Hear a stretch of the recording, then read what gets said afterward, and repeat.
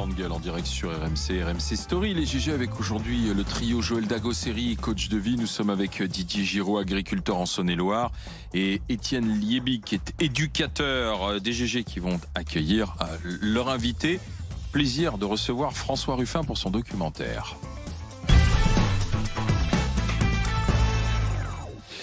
François Ruffin, député France Insoumise de la Somme, co-réalisateur de ce documentaire Debout les femmes, c'est dans les salles. Bonjour François. Bonjour. Bonjour monsieur le député. Debout les femmes, elles s'appellent Delphine, Sabrina, Asia, Isabelle, Linda, auxiliaires, aides-soignantes, aides à domicile, c'est leur métier. Métier où il y a le plus d'accidents du travail, l'un des métiers les moins payés aujourd'hui qui soit, dans la vie active. Et vous avez voulu, à travers ce documentaire, parler de ce combat que vous avez mené, combat parlementaire, mais petit extrait pour comprendre ce dont il s'agit. On n'entendait pas souvent parler des métiers des auxiliaires de vie. Ça sera encore long, mais on parle quand même de nous. C'est juste dingue, parce qu'elles ont toutes la même vibration de don, d'amour. Enfin, ça prend au trip, quoi. Je me réveille à 4h30, on va dire. Et puis le soir, le temps de rentrer, en gros, je me couche souvent à 22h30.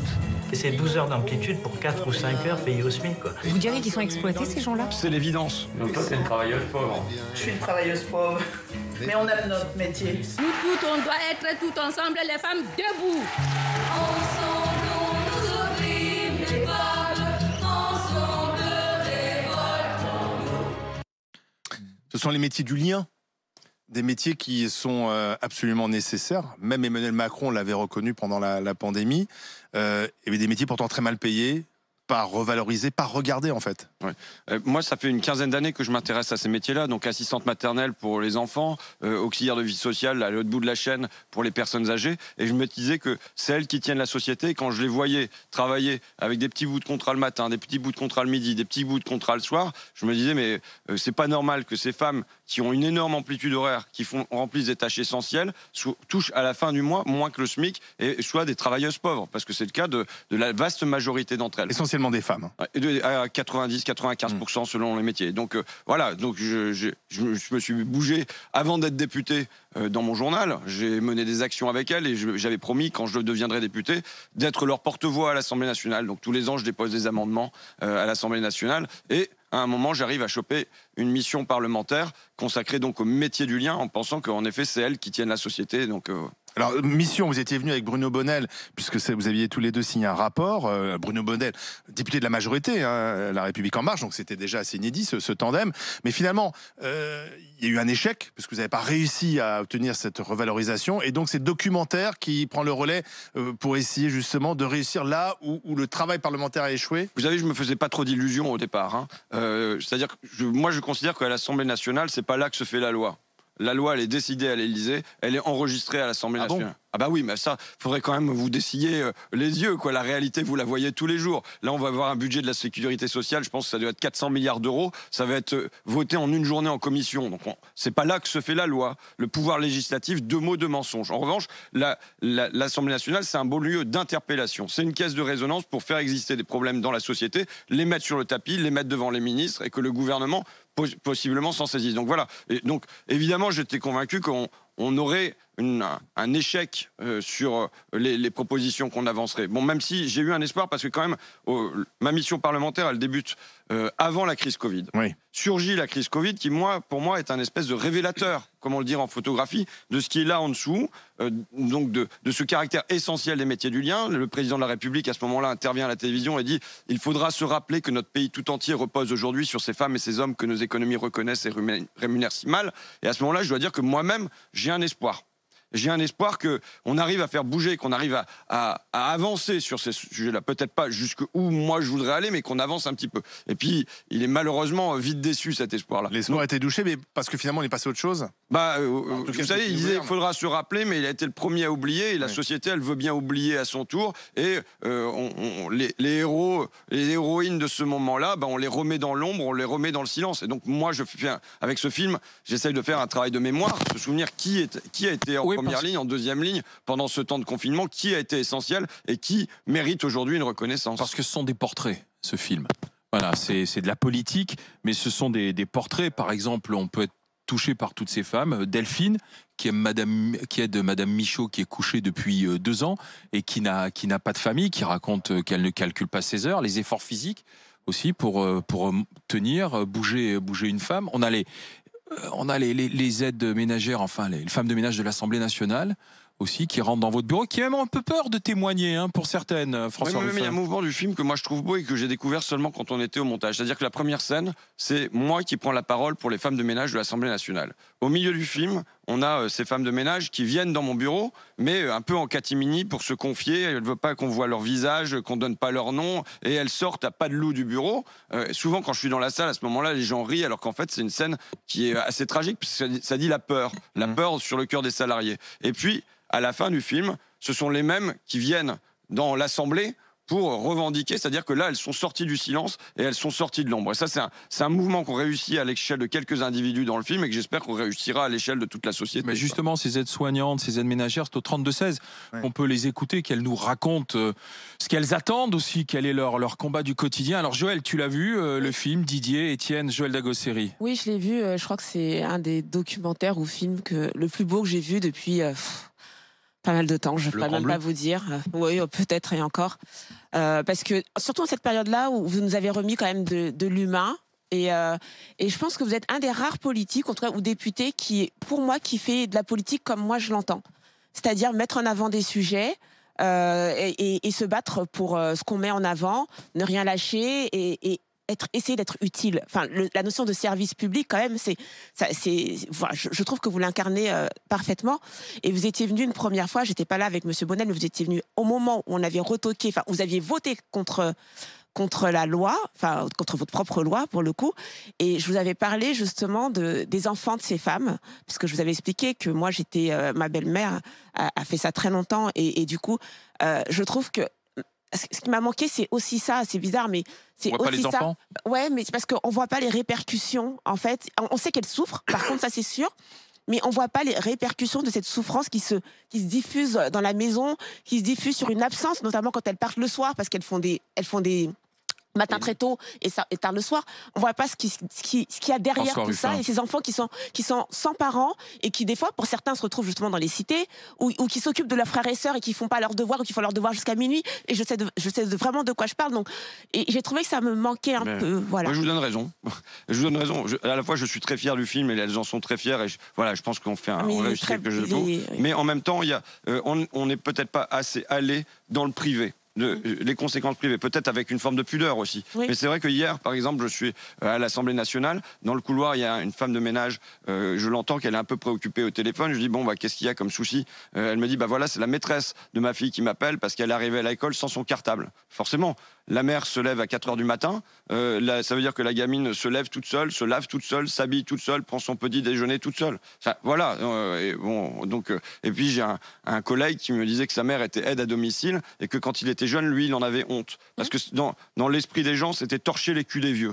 Et donc, c'est comment on redonne une dignité, comment on vit avec. Et puis, je suis même étonné possiblement de vivre en étant pauvre aussi. Je suis même étonné qu'à l'Assemblée, vous n'ayez pas obtenu au moins gain de cause à l'Assemblée, parce que vous vous êtes battu pour que les aides, les femmes de ménage soient mieux payées. On a gagné le 13e mois pour les femmes de ménage de l'Assemblée nationale. Donc, on a fini par obtenir ça. Maintenant, vous savez, moi, je sais ce que je veux pour tous ces métiers-là. Je veux du travail en tournée. C'est-à-dire que je veux une équipe du matin qui travaille de 7h à 14h, et une équipe de l'après-midi qui travaille de 14h à 21h. Parce que pourquoi ces métiers sont mal payés ? Parce que c'est un petit bout de contrat le matin, le midi, le soir, on vient ouvrir les volets, on sort la personne âgée du lit, on revient à midi pour faire à manger, on revient le soir pour fermer les volets. Bon, mais donc, là, ce qu'il faudrait, c'est temps plein. Ça donnerait salaire plein, alors que là, c'est temps partiel, salaire partiel. Et le deuxième avantage, c'est qu'elle pourrait avoir une vie sociale et une vie familiale à côté. Alors que là, avec des tas de petits bouts de contrat comme ça, c'est pas possible. Et même moi, je voudrais prendre au sérieux l'expression auxiliaire de vie sociale. C'est pas auxiliaire de survie. Ça veut dire que normalement, ça ne devrait pas être juste je sors la personne du lit, je la nettoie, je lui donne à manger et je m'en vais. Ça devrait être je peux accompagner la personne âgée au cimetière pour déposer une fleur sur la tombe de son mari décédé, je peux l'accompagner éventuellement même au cinéma, et on a de la vie sociale et pas seulement la survie. Mais malgré la pénibilité, malgré le peu de reconnaissance financière ou même sociale, elles aiment toutes leur métier. Elles aiment leur métier maintenant. Et elles aiment les gens dont elles s'occupent. Non, mais alors, moi-même, mes premiers interviews là-dessus, c'était des anciennes ouvrières de chez Flodor qui avaient été orientées vers assistantes maternelles et auxiliaires de vie sociale. Et elles disaient les deux d'emblée, c'est-à-dire quand même, c'est quand même plus de sens que de mettre des paquets de chips dans des sacs plastiques. Même si les copines nous manquent à la chaîne, qu'on est un peu isolés, tout ça. Mais en même temps, comment je fais pour payer mes factures ? Comment je remplis mon frigo, et avec une angoisse, et dès les premiers entretiens, c'était des larmes qui leur montaient aux yeux, quoi. Et donc, là, aujourd'hui, en même temps, beaucoup terminent en invalidité, parce qu'elles ont les épaules brisées, le bassin usé, et donc, aujourd'hui, il faut construire un vrai statut, un vrai revenu. Qu'est-ce que vous demandez, en fait ? Parce que là, il y a un constat, mais que vous demandez quoi ? Ah mais si, mais je l'ai dit, là, je demande le travail en tournée. 7h, 14h, 14h, 21h. Je demande qu'à la place que ça soit des petits bouts de contrat, il y ait une organisation du temps de travail, comme c'est le cas pour tout le reste de la société, en fin de compte. Est-ce que tu as pu faire parce que ce sont des associations qui gèrent le travail de ces femmes. Et est-ce qu'on a pu faire des projections un peu sur le delta financier que ça ferait ? Parce que là, ils économisent surtout, ces associations, tout est à la... Des fois même, on ne prend pas la bagnole, on préfère que la personne aille à pied plutôt que la bagnole, voilà, parce qu'on va dire, on va économiser un peu d'essence, etc. Donc, est-ce que tu as pu faire le delta sur ce que François Ruffin. Mais pour l'organisation en tournée, c'est évident qu'il faut investir dans ces métiers-là. Voilà. C'est soit on continue, parce que vous dites, elles aiment leur travail, mais il y en a quand même plein qui lâchent en cours de route, qui en ont marre. Il y a quand même une grande pénurie dans ce secteur-là. Les associations, elles n'arrivent plus à trouver de personnes, les entreprises ne trouvent plus, les départements sont aux abois, l'État sent bien qu'il y a un gros problème là-dessus. Mais tant qu'on n'aura pas construit des horaires et des salaires dignes, décents sur ces métiers-là, ça va être dur. Ouais, quoi. Mais donc, évidemment, moi je pense qu'il faut être honnête, ça se chiffre en milliards d'euros. Maintenant, c'est comment on va vieillir dans ce pays, la question qui se pose. Donc, je pense que ça vaut le coup d'investir, c'est un investissement. Et vous savez, mon film précédent, c'était Je veux du soleil, c'était sur les gilets jaunes, et au fond, sur les ronds-points, les femmes qu'on rencontrait étaient déjà beaucoup assistantes maternelles, auxiliaires de vie, c'était les mêmes. Et je pense que aussi investir très massivement sur ces métiers-là, les structurer, c'est donner un avenir aux classes populaires des campagnes. Qui aujourd'hui se sentent en plein désarroi. C'est les rattacher à la société. Et je pense aussi que miser sur ces métiers-là, ça aurait pu être une réponse politique, non seulement de sortie de Covid, parce que ça aurait été naturel qu'on les récompense de ça, mais ça aurait pu être aussi une sortie de la crise des Gilets jaunes, parce que ça serait des métiers populaires qu'on revalorise. Mais on va continuer d'en discuter avec vous, monsieur le député Ruffin, avec ce film, ce documentaire. Grande gueule parce qu'il nous interpelle tous, il interpelle le pouvoir législatif, il interpelle la société, il nous interpelle tous dans notre quotidien pour aussi ouvrir les yeux sur qui sont ces femmes, ces anonymes qui sont aides-soignantes, aides à domicile, qui sont les métiers du lien, comme on dit aujourd'hui. Isabelle, dans un instant avec nous au 32-16, elle nous appelle de la Sarthe, elle est aide-soignante, elle dit on nous a promis beaucoup de choses, mais là j'ai peur qu'en fait on n'ait que des miettes. Puis il y aura des questions, notre ami agriculteur Didier Giraud. À tout de suite dans les GG, les grandes gueules. RMC jusqu'à midi. Les grandes gueules. Les GG, les grandes gueules en direct sur RMC, RMC Story. Les grandes gueules avec aujourd'hui monsieur Didier Giraud, agriculteur, Joël Dagosseri, coach de ville, éducateur, Étienne Yébig. Nous recevons le député François Ruffin, député France Insoumise de la Somme, qui a réalisé ce documentaire Debout les femmes, qui est dans les salles à partir d'aujourd'hui, où François Ruffin raconte son parcours du combattant législatif que vous avez eu pour essayer de faire revaloriser ces professions, ces salaires, des métiers du lien, comme on dit, aide-soignante, aide à domicile. Vous avez échoué. Isabelle qui va en parler avec vous. Bonjour Isabelle. Oui, bonjour à tous. Vous nous appelez de la Sarthe, Isabelle. Allez-y, alors, en tant qu'aide-soignante aujourd'hui, qu'est-ce que vous attendez ? Est-ce que vous avez l'impression que votre métier est mieux pris en compte ? Vous allez être revalorisé au niveau du salaire après ce qu'on a dit, ce qu'a dit le président de la République, Isabelle ? Oh là là là là, voilà. Alors justement, le gros souci, c'est que moi je suis aide-soignante dans un EHPAD depuis 34 ans. Voilà, donc bon, c'est un métier enrichissant et puis voilà, on apporte beaucoup forcément aux résidents, etc. et ainsi qu'aux familles. Alors voilà, je voulais quand même remercier François Ruffin pour son intervention et parce que voilà, il dit simplement la vérité de tout ce qui se passe, de tous les problèmes qu'on peut rencontrer. Alors voilà, il y a eu la période Covid où voilà, nous avons été applaudis, ça a été une reconnaissance, etc. Donc je vous avoue que ça fait du bien effectivement d'être reconnu comme ça. Mais voilà, maintenant le problème c'est qu'il y a une réforme. On a perdu Isabelle. Allô ? Oui, allez-y Isabelle, allez-y. Vous m'entendez ? C'est bon ? Oui.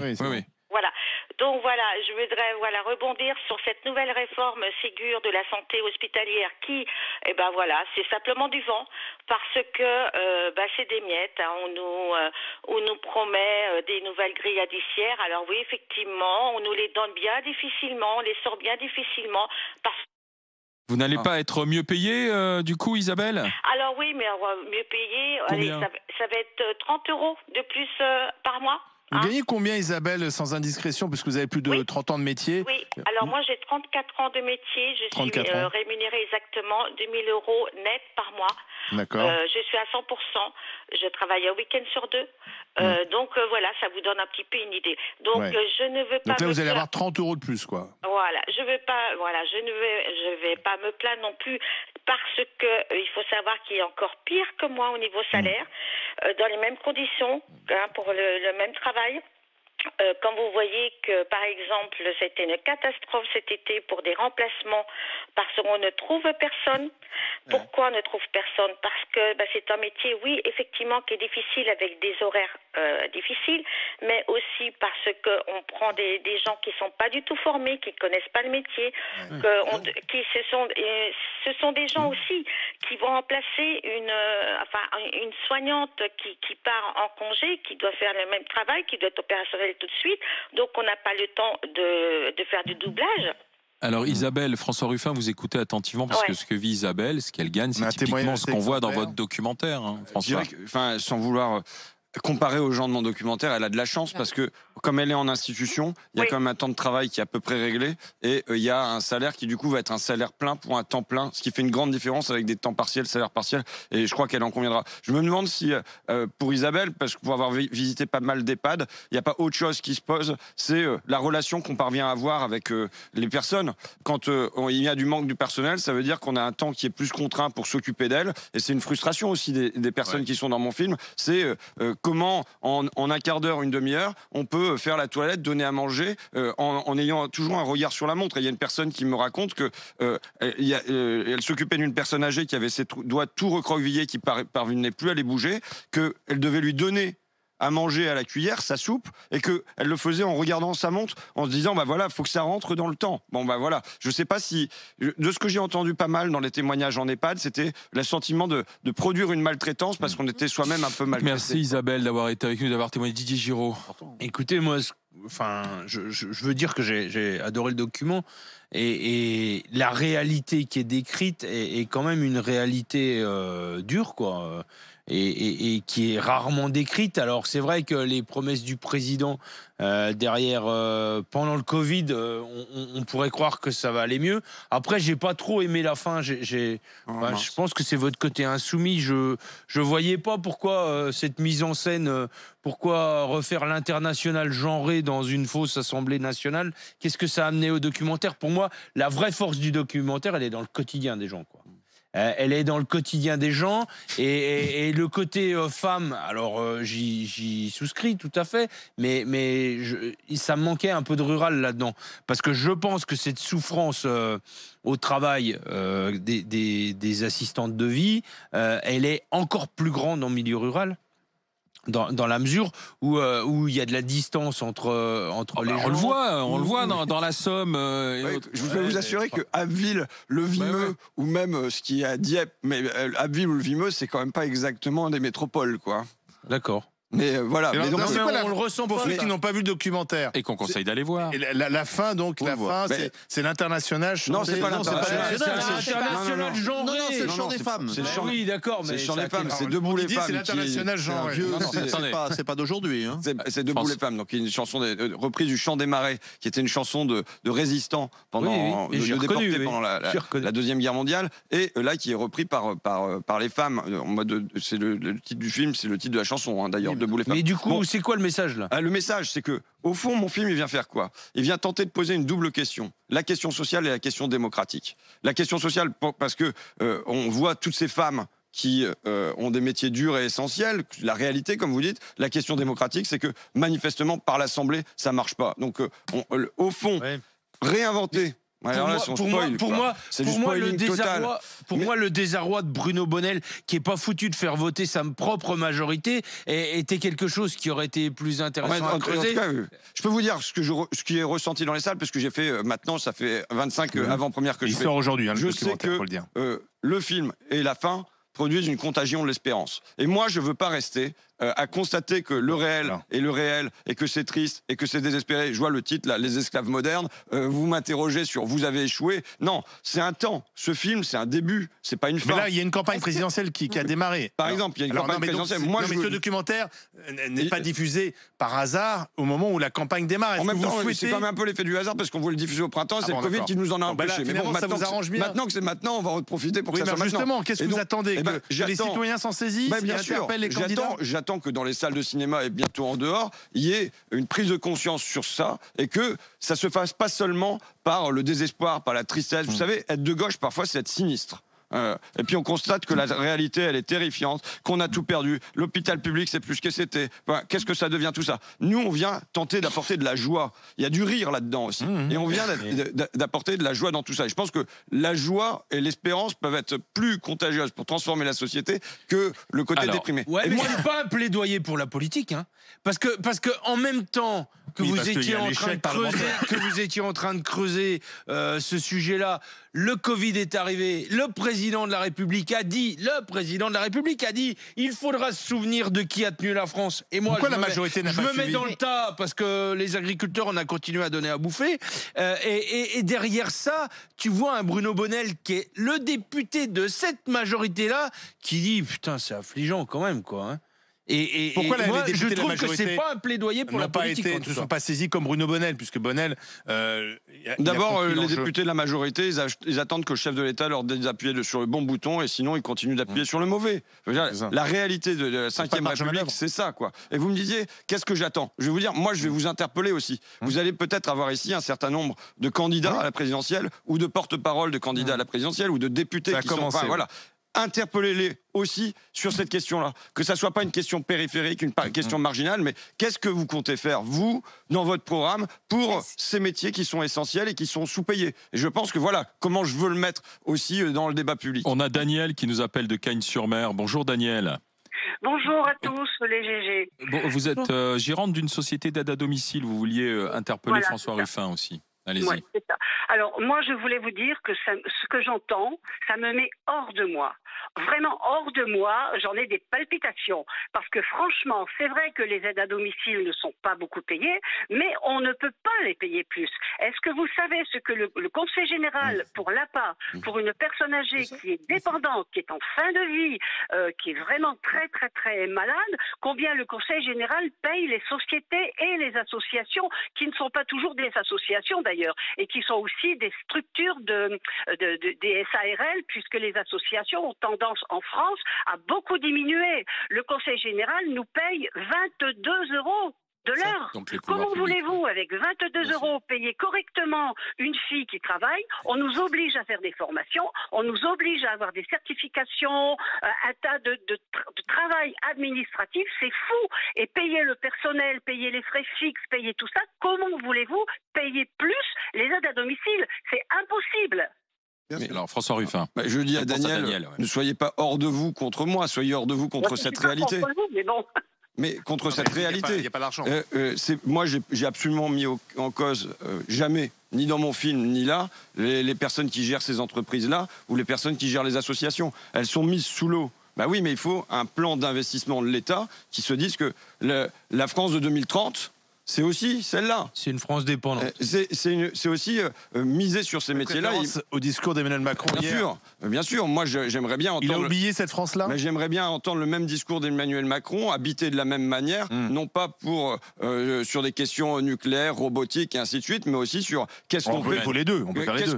Qu'est-ce qu'on fait? Oui, mais qu'est-ce qu'on fait sur ces métiers du lien? Et que là, ça se compte pas en millions, mais que ça se compte en milliards, et qu'on a un vrai projet de structuration de ces métiers-là, et que du coup, le travail de Daniel, parce que j'imagine estime que son travail il est difficile.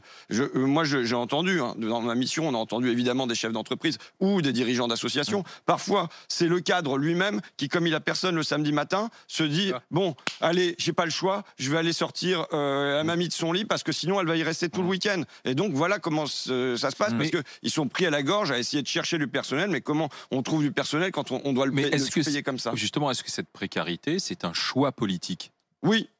Oui, c'est un choix politique dans la durée. Je ne vais pas en mettre la seule responsabilité sur Emmanuel Macron. Mais il y a eu des choix qui ont été faits de sous-traitance et donc de maltraitance de tous ces métiers-là. Vous savez, ce sont des métiers populaires. Et donc déjà aujourd'hui, métiers populaires, on considère qu'il y a une forme de précarité qui est devenue naturelle. Et ensuite, se rajoute là-dessus le fait que ce sont des femmes. L'inconscient de la société, c'est quoi? Elles ont fait ces métiers-là gratuitement pendant des siècles au domicile, en s'occupant des enfants, des personnes âgées, des malades. Maintenant, on les paye un peu pour les faire dehors. Elles vont pas nous embêter en plus. Grosso modo, c'est ça l'inconscient de la société, dont il s'agit d'en sortir maintenant. Merci François Ruffin, merci à Daniel d'avoir été avec nous. Debout les femmes, c'est de François Ruffin et de Gilles Perret. Aujourd'hui en salle. Et l'affiche de Soulcier. C'est à voir. Merci François Ruffin d'être passé par les GG. Puisque vous interpellez les candidats à l'élection présidentielle, justement dans un instant, on ouvre notre rubrique les GG 2022 avec sondage. Peut-être qu'on frôle l'overdose en ce moment. Et Xavier Bertrand qui se présente au Congrès mais qui ne reprendra pas sa carte des Républicains. C'est-à-dire qu'il ne pourra même pas voter pour lui-même. Allez, à tout de suite avec les GG. Ça joue à une voix.